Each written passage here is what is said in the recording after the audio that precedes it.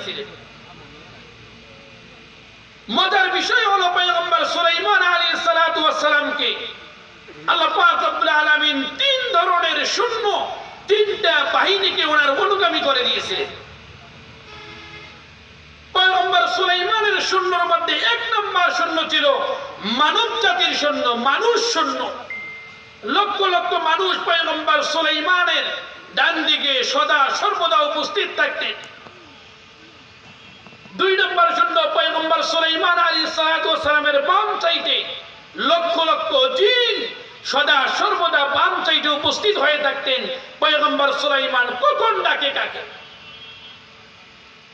পয়গম্বর সুলাইমানের যত পাখি রয়েছে পুরা পৃথিবীর সব পাখি পয়গম্বর সুলাইমান আলাইহিস সালাতু ওয়াস সালামের খিদমতে সদা সর্বদা উপস্থিত থাকতেন। বলেন সুবহানাল্লাহ।